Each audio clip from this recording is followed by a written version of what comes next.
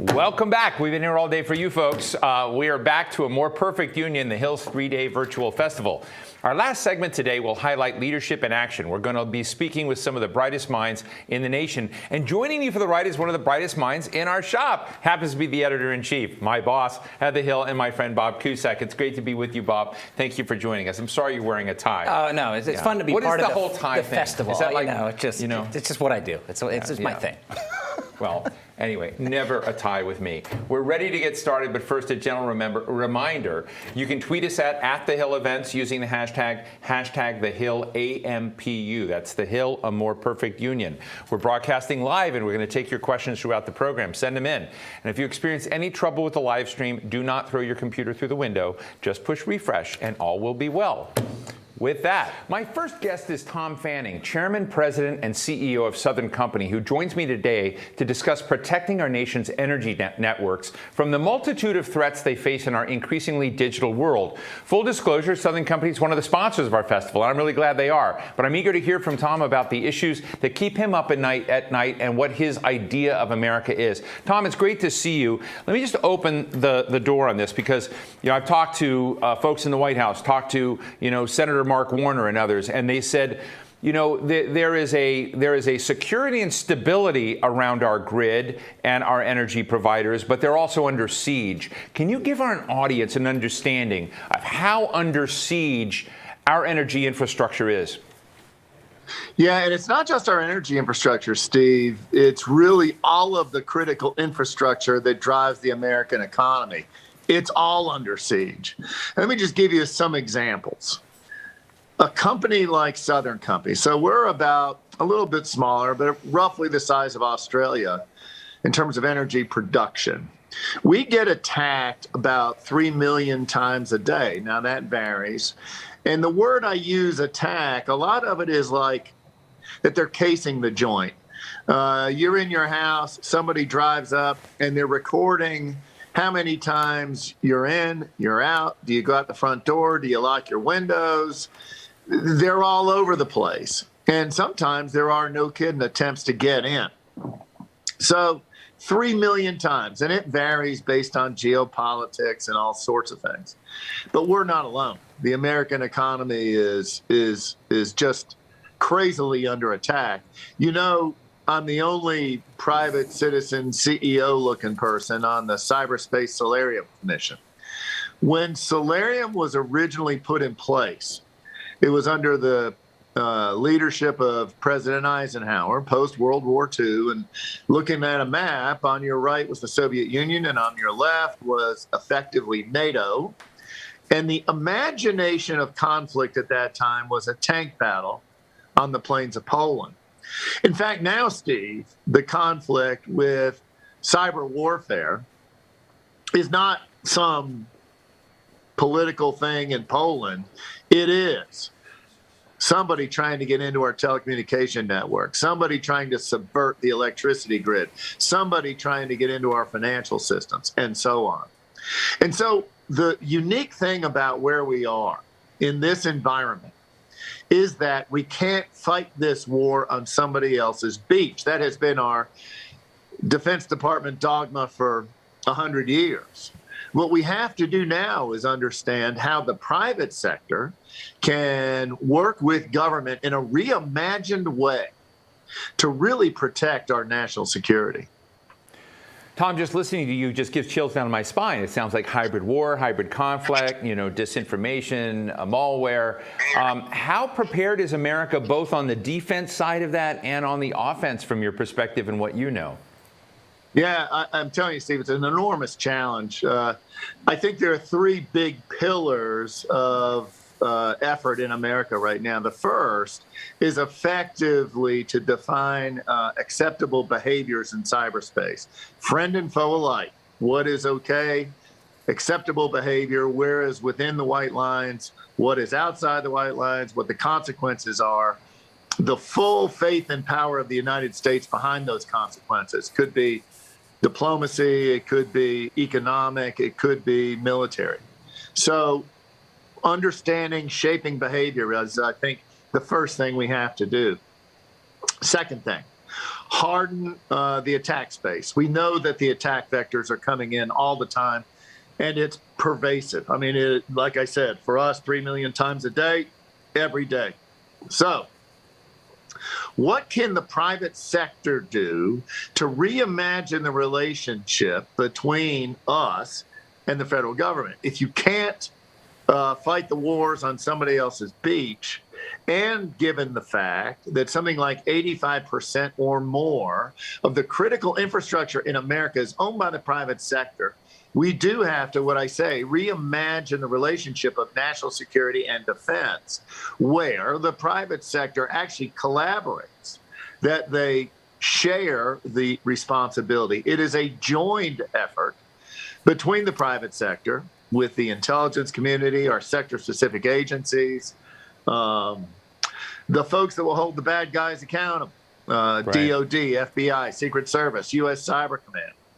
And so we have to think about structures that I'm prepared to talk about if you want, that will change the way historically America has structured the relationship between the private sector and government. And then the third is to say, let's make sure that when we decide to fight back, we have no arms tied behind our back, so to speak, that we have the full license to go get the bad guys. And sometimes, even before the bad guys, and that, Steve, is a changing landscape. You know, it used to be Iran, China, Korea, Russia. Maybe now we see this kind of derivative bad guy, almost like the James Bond movies, the emergence of Spectre, where broad, deeply funded, well-funded criminal enterprises are in fact using statecraft in order to get done their nefarious deeds. And so we really do have to think about what can U.S. Cyber Command and also the kinetic side, the physical side of the military, do to beat the bad guys.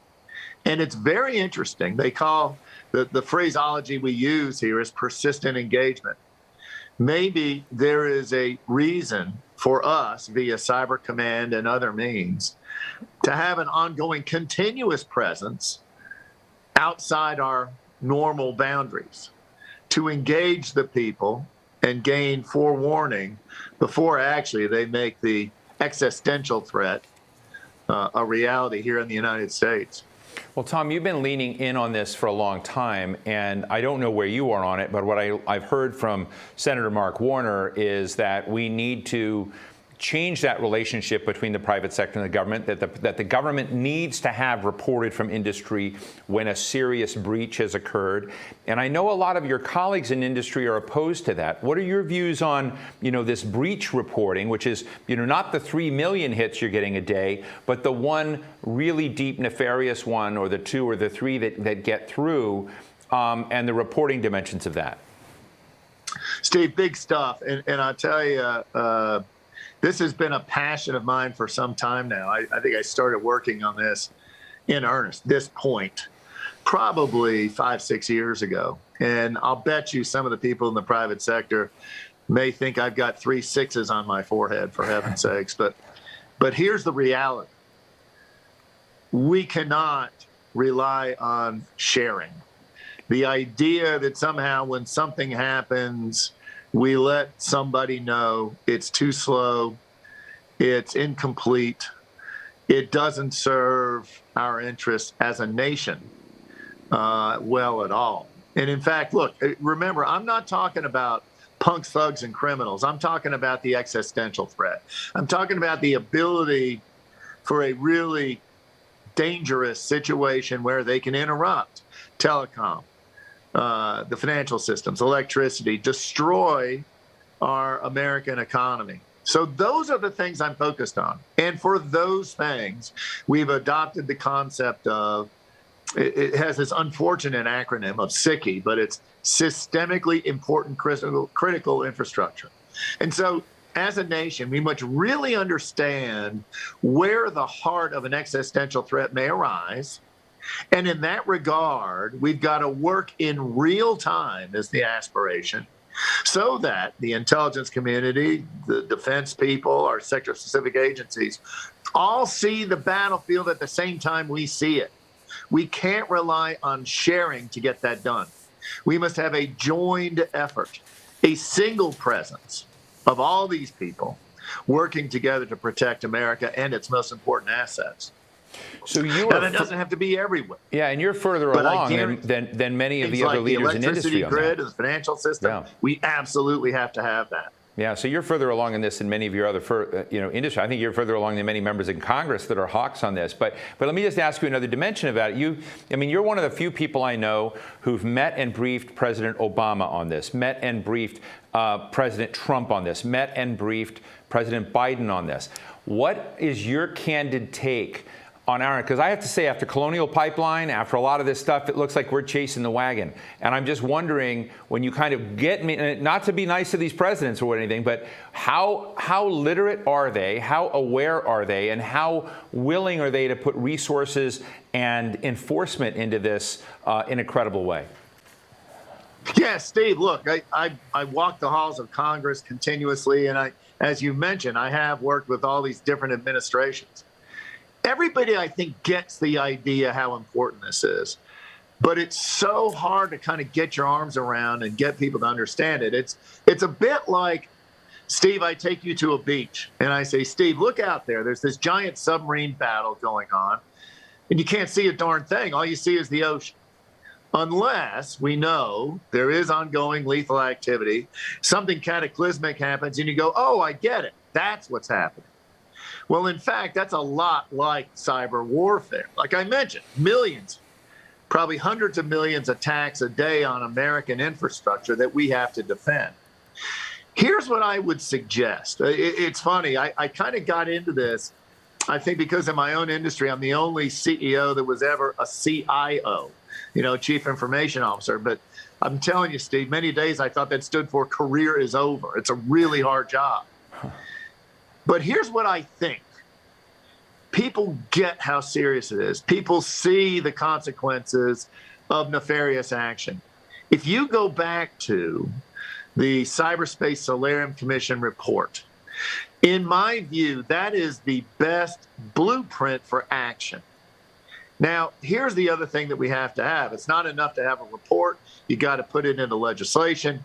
About half of Solarium got done with the National Defense Authorization Act, and we're working on another 25%. But I will say this. There are some very important steps right now that are being put into place that really will make America safer and advance the ball. One, we are working right now on the designation of assets inside the United States that could give rise to an existential threat becoming a reality. We're doing that with Homeland Security. We have people in place inside the administration now, like Chris Inglis, National Cyber Director, that really does get it. I think he was Deputy Director of NSA, U.S. Cyber Command, for something like 13 years. We have people out there running CISA right now, like Jen Easterly. We have people in the National Security Council, like Ann Neuberger. Speaking to what we're working with right now, we have as many good people as I have ever seen focused on the issue, understanding deeply the issue. And now the bigger issue is, how do we kind of engender the support of the administration, of Congress, and importantly, of the private sector? And I'm telling you, pal, it has to be reimagined. It has to be turned 120 degrees from where it has been. Those of us that are, by nature of our business, are tied with a responsibility for national security, we have to join with the intelligence community, our sector-specific agencies, and the folks that will hold the bad guys accountable to protect America. I understand that for so many years, we have laws and regulations that actually give us distance between government and the private sector. In my opinion, that is not good enough to protect America in the future.